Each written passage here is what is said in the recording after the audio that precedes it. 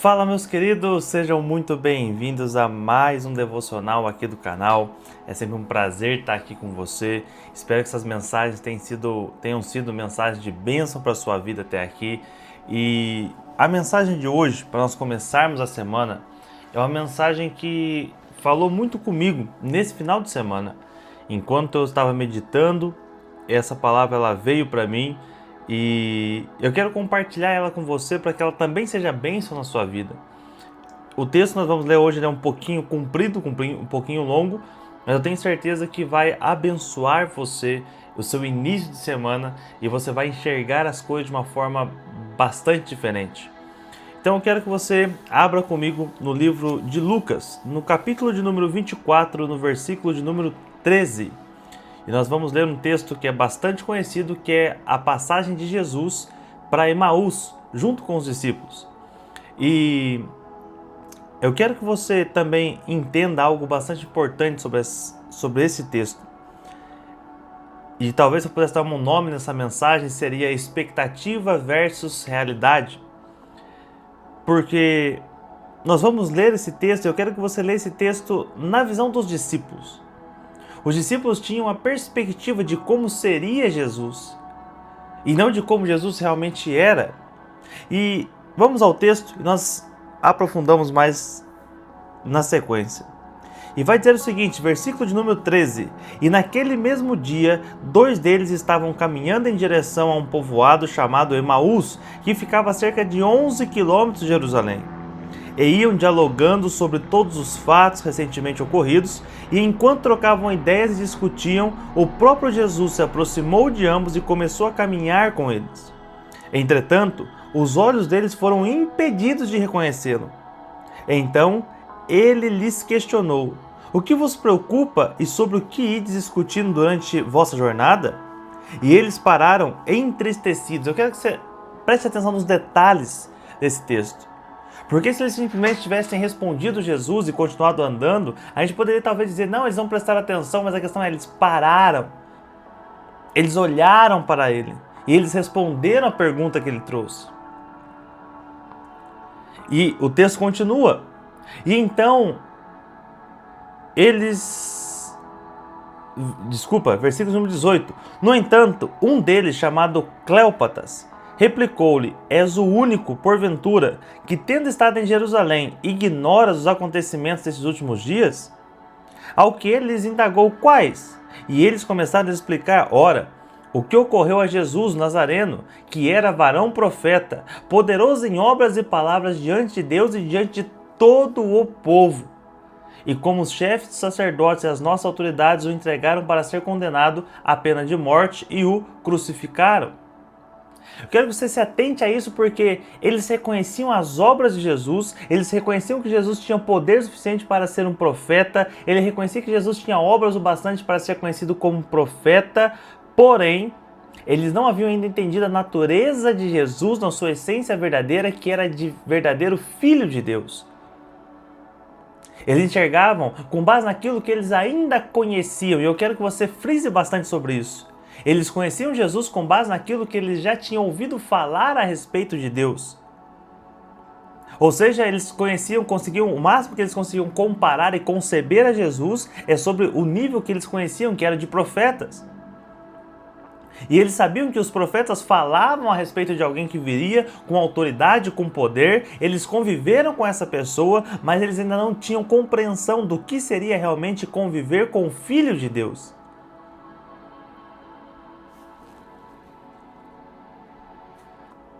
E com base nisso, eu quero te trazer a primeira reflexão. Às vezes a sua mentalidade ou o seu jeito de viver te permitiu conhecer Jesus apenas de uma única forma, mas e se a maneira como Jesus está querendo se revelar para você agora seja de uma forma completamente diferente? E se a maneira no qual Jesus quer se revelar para você agora não tem absolutamente nada a ver com aquilo que você já está acostumado, com aquilo que você já vivenciou? O que eu quero que você entenda é que os discípulos eles conviveram com Jesus, caminharam com Jesus, mas por muito tempo eles não conseguiram compreender realmente qual era a essência de Jesus. E por isso agora o próprio Jesus, que era a promessa tão aguardada por eles, estava diante deles, eles não conseguiam reconhecer. E o que eu quero trazer a reflexão para você é quantas coisas às vezes você não pediu muito a Deus e elas estão diante dos teus olhos agora e você simplesmente não consegue reconhecer. E às vezes você não consegue reconhecer porque os teus olhos foram impedidos de ver. Mas impedidos de ver pelo quê? A Bíblia não nos diz o que impediu os olhos dos discípulos de reconhecer a Jesus. Mas ela nos dá algumas pistas, como por exemplo, eles pararam entristecidos. E às vezes uma pessoa que está triste, ela não consegue reconhecer as bênçãos que já têm vindo sobre a vida dela e que tem mudado a vida dela por completo. Ou às vezes uma pessoa que está triste, ou que está brava, ou que está frustrada, ou que carrega uma mágoa no coração, não consegue enxergar a realidade assim como ela verdadeiramente é. E o que me chama a atenção no texto é que na continuação, no versículo de número 21, eles vão dizer: e nós acreditássemos que fosse ele quem havia de trazer a total redenção a Israel. Mas hoje é o terceiro dia desde que tudo isso aconteceu. Ou seja, eles não tinham encontrado o Cristo que eles esperavam encontrar. E o que mais me chama a atenção nesse texto é que eles já sabiam, porque o próprio Jesus havia falado para eles: eu vou morrer, no terceiro dia eu ressuscito e as coisas vão acontecer e vocês vão saber quem eu realmente sou.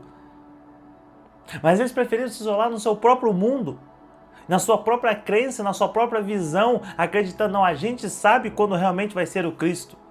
E se ele não libertou Israel do poder político, então ele não era o Cristo verdadeiro. E a nossa expectativa de que Deus seja de uma forma tem feito com que a gente fique cegos de enxergar a verdadeira forma de Deus. E eles continuam conversando com Jesus e eles chegam até mesmo a contar para Jesus que algumas pessoas foram até o túmulo dele e não encontraram o corpo lá. E que isso já era previsto, mas que ainda assim eles não conseguiam acreditar porque eles não tinham tido nenhuma prova física, nenhuma prova real de que realmente Jesus havia ressuscitado. E quantos de nós, às vezes, nós vamos até o túmulo, nós vemos que está vazio e nós queremos acreditar. O problema não é que a gente não acredita, o problema é que a gente quer acreditar, mas não consegue. E por não conseguir acreditar, nós começamos a limitar a nossa visão e a colocar Deus dentro de uma caixinha onde, se Deus não vier empacotado do jeito que eu sonho, do jeito que eu pedi, do jeito que eu queria, as coisas não estão vindo da parte dele. Mas o que Deus está nos mostrando através dessa palavra é: por mais que eu te mande sinais, por mais que eu mande anjos, por mais que eu faça tudo o que você precisa para você conseguir me enxergar, se você não estiver com o seu coração limpo, se os teus olhos não estiverem limpos e se você não conhecer a minha verdadeira natureza, não tem como você reconhecer o como eu estou agindo na tua vida. E o que mais me chama a atenção é que Jesus está mostrando para eles não é mais um Jesus que foi escrito, que foi prometido. Jesus está mostrando para eles um Jesus de proximidade, um Jesus que conhecia eles, um Jesus que estava caminhando junto deles, um Jesus que conversava com eles. E eles estavam ainda apegados ao Jesus das Escrituras, ao Jesus que um dia viria e mataria todo o poder político e libertaria Israel e colocaria Israel como top, como o ápice. E às vezes na nossa cabeça a gente pensa: se eu continuar caminhando com Cristo, uma hora eu vou ser exaltado. Mas o que Jesus está dizendo é: se você não conhecer a minha essência, não tem porquê eu atender às tuas expectativas, porque Deus não tem compromisso nenhum com as tuas expectativas, Ele tem compromisso com a verdadeira natureza de quem Ele é.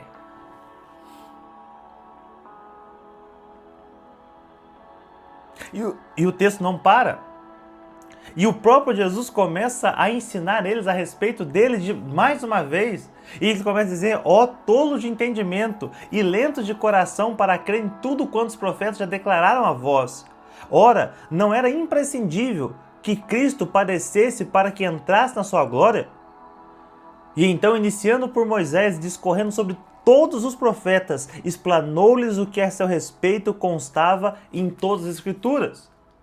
E Jesus, pela segunda vez, começa a ensinar aos discípulos algo que ele já havia dito, que era como seria toda essa jornada, essa passagem dele até aqui. Mas o que me surpreende é quando, chegado no momento ali do versículo de número 28, acontece algo extraordinário, em que vai dizer o seguinte: ao se aproximarem do povoado para o qual se dirigiam, Jesus fez como quem ia continuar a caminhada, seguindo mais à frente. Porém, eles muito insistiram, rogando-lhe: fique conosco, pois já é tarde e o dia já está chegando ao fim. E então ele entrou para ficar com eles. Provavelmente Jesus seguiria a jornada dele normalmente, mas quando ele é convidado para entrar, ele tem alegria em permanecer. Só que se você estiver tão aficionado com as coisas que você espera que Deus faça, ao invés de realmente olhar para o compromisso que ele tem de ser quem ele prometeu ser, você às vezes vai deixar com que ele vá embora e continue caminhando e vai perder a oportunidade de pedir que ele permaneça, de pedir que ele fique. E sabe por que é tão importante você pedir que Jesus fique? Porque você pode sentir. Muitas vezes eu acho interessante porque, vou terminar de ler o texto, versículo de número 30, e aconteceu que estavam reclinados ao redor da mesa, quando ele, tomando o pão, deu graças, partiu e o deu a eles. E neste mesmo instante se lhes abriram os olhos e o reconheceram. Ele, contudo, desapareceu diante dos olhos deles. E questionaram entre si: porventura não nos queimava o coração quando ele durante nossa jornada nos falava, quando nos explicava as Escrituras? O que os discípulos estão dizendo aqui nesse texto é o seguinte: nós sabíamos que havia algo diferente nele, mas nós não conseguimos reconhecer o que era esse algo diferente. E o que eu quero dizer para você é algo que Jesus está nos ensinando através dessa passagem. Você pode falar muito bem, você pode ter técnicas de oratória maravilhosas, você pode conseguir tocar as pessoas, fazer as pessoas chorar, mas se o seu comportamento não revelar quem você realmente é, de nada adianta isso, porque eles não reconheceram Jesus por aquilo que ele falava, eles reconheceram Jesus por aquilo que ele fez. Provavelmente Jesus deve ter dito muitas coisas extraordinárias para eles nesse caminho, mas eles não conseguiam reconhecer Jesus por aquilo que ele falava. Mas quando os gestos dele se tornaram iguais àqueles gestos que ele tinha enquanto caminhavam com eles, eles o reconheceram. E o que eu quero deixar de mensagem para você nesse início de semana, nessa segunda-feira, é: você será reconhecido. Não pelo dinheiro que fez, não por aquilo que você fala, não por aquilo que você tenta transmitir, não por aquilo que você posta na sua rede social. Você será reconhecido e lembrado por aquilo que você faz. Os seus comportamentos revelam a tua identidade interior e os seus comportamentos revelam a tua essência e mostram quem você verdadeiramente é diante de Deus e diante das pessoas. Por isso, é um tempo de você viver menos discurso bonito e trabalhar cada vez mais na tua natureza. Caminhar cada vez mais próximo de Jesus, observando aquilo que ele faz e não simplesmente aquilo que ele fala. E quando nós começamos a olhar para aquilo que Jesus faz, nós começamos a perceber que a nossa vida não pode mais ser normal. Porque nada do que Jesus fazia era normal. Uma pessoa que cuspia no barro e curava uma pessoa, isso não é normal. Por isso, às vezes, a sua religiosidade e o seu padrãozinho de expectativa está tão alto que você não está dando espaço para que Deus possa simplesmente se revelar a você e ser Deus na sua vida. E eu quero finalizar essa mensagem dizendo para você mais uma vez: Deus não tem compromisso nenhum com as tuas expectativas. Ele tem compromisso com a palavra dele e com aquilo que ele já liberou sobre você, sobre nós e sobre aquilo que está na palavra dele. Então que nessa semana você possa ter atitudes muito semelhantes às de Jesus e não simplesmente um discurso bonito para tentar encantar as pessoas.